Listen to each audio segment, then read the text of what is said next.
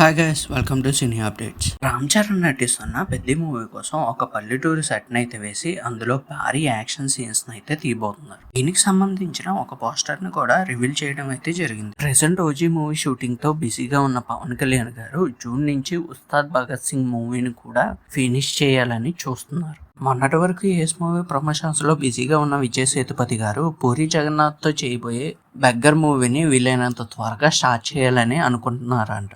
జాట్ సినిమాతో మంచి సక్సెస్ ను అందుకున్న సన్నీ డియోల్ ప్రెసెంట్ అయితే డెత్ సెంటెన్స్ అనే హాలీవుడ్ మూవీని రీమేక్ చేయాలని అనుకుంటున్నారు. షారుఖ్ ఖాన్ చేస్తున్న కింగ్ మూవీ షూటింగ్ ముంబైలో గ్రాండ్ గా అయితే స్టార్ట్ అవడం జరిగింది. ఫుల్ లెంత్ యాక్షన్ మూవీగా ఈ సినిమా అయితే ఉండబోతుంది. ఇడ్లీ కొట్టు కుబేర మూవీల తర్వాత ధనుష్ చేయబోయే కొత్త సినిమాని అనౌన్స్ చేయడం అయితే జరిగింది. ఈ movie doctor APJ Abdul Kalam గారి బయోపిక్ గా రాబోతుంది. అంతేకాకుండా ఈ సినిమా టైటిల్ కూడా కలాం అని పెట్టారు.